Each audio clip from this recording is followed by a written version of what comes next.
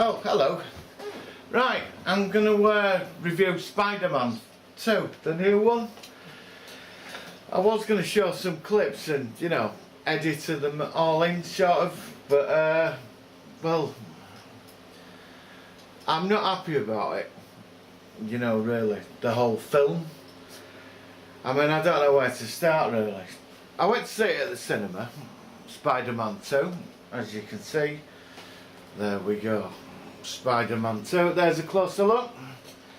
I went to the cinema, went to see it, big £175 million blockbuster, Jamie Foxx, the Garfield guy who's playing Spider-Man, Emma Stone, nice to look at, good looking, beautiful.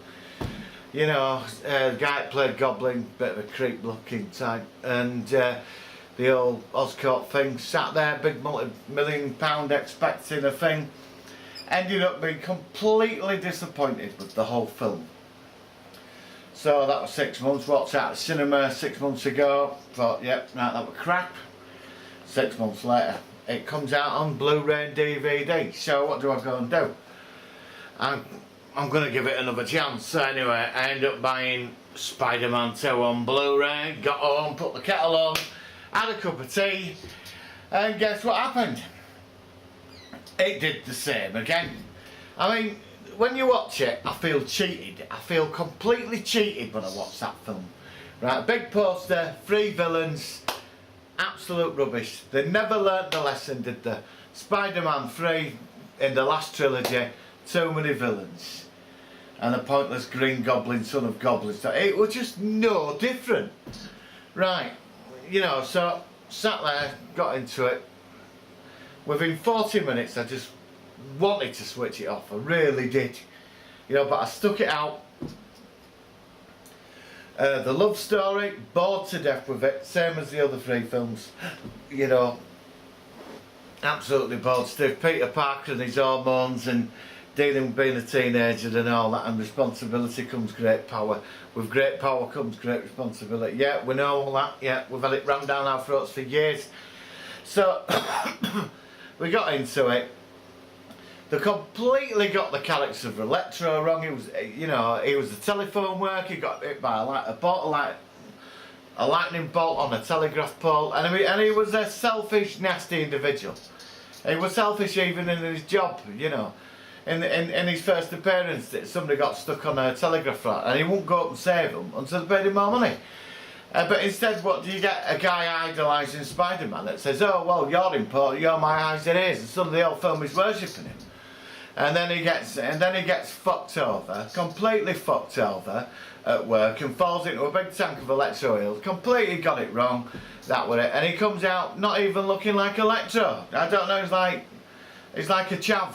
Oh, he's like, honestly, he's like a chav in a hoodie, you know, he's there with hoodie, you know, up like that all the time, you know, like, you know, with voice like, and I just thought, oh, come on. So anyway, they did him, right, and then you got the mad Russian guy in the truck, you know, they gets him and he's going to get his revenge on Spider-Man, and he's jumping around everywhere. And you know, that's it, so he goes to prison. Then you get Harry Osborn and his dad, because it last film they sort of did something with the Oscorp thing, you thought it could have gone somewhere, but it ends up Peter Parker's dad was a genius, and he created the spider thing from the venom and all this, and it could only work on their family DNA, and then Harry finds out his dad dies, you've got the same disease as me, and we go through the whole thing of that, and then suddenly bumping into each other 10 years later, and it's like the best friends again, and then it all just turns absolute shite, and it got worse. And then there's a problem with, you know, the daughter and the ghost of her father every time, you know, guilt. And it went on and on and on, and then Electro got caught and he locked him up, and he got out and just played in a big power centre, it was like a big synthesizer, and it was rubbish. So that was that. Honestly, this film really grates on me. Really, I mean, it has its little moments. I mean, there is 1 or 2 moments in there. And it got to ending, then we got the legendary death of Gwen Stacy dying based on the comics years ago. It's a film storyline, but it was just, why? You know, why bother? You know, it could have been so good, that film, just have Electro in it and him and left it at that, but no, they had to do it. And then finally we got a 10-minute battle scene with him at Green Goblin, and he looked terrible. They got him wrong. I mean, the glider looked alright, the costume were better than Spiderman 1 years ago, but his face, he should, why couldn't he wear a mask and have, you know, the pouch with the goblin bombs and the laser beams from the fingers, you know? So we got that, he flew around, big fight, silly clock tower, and it reminded me so much of Batman years ago, that scene. Anyway, twatted him, and he got put in Ravenscroft, which is a rip-off of Arkham, and locked him in there, but he's got a scheme to get all 6 villains, because obviously in the secret lair under the Oscorp bill we saw the Vulture, the Octopus, you know, obviously Venom, Craven, they'll be all in there, you know. I could go into it all what were in there, but I'm not going to sit there looking for Easter eggs in the film.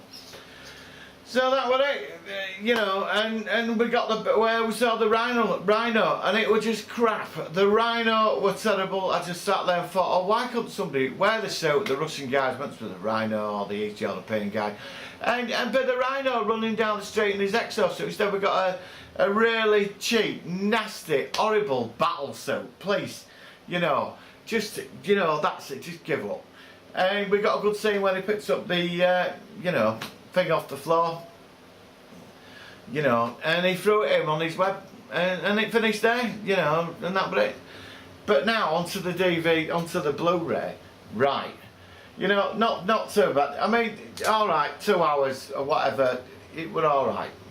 Right, as you see, so we've got the standard cardboard cover. There we go. It's upside down. Definitely messed that up. There we go. You know, so we get the film. Looks alright, and you get some extras. You got deleted scenes, a documentary, and I think that was it really. There wasn't really much with it, you know, on the music video, and that's all that were on it really. I was expecting something else, but the deleted scenes are good. I like the scene where his dad turned up at the, you know, at the cemetery. You know, that was it. And I thought that would have been good to put in. At least that would have made it a bit more interesting for number 3. So my view on Spider-Man out of 5 is 1. I mean, that's bad.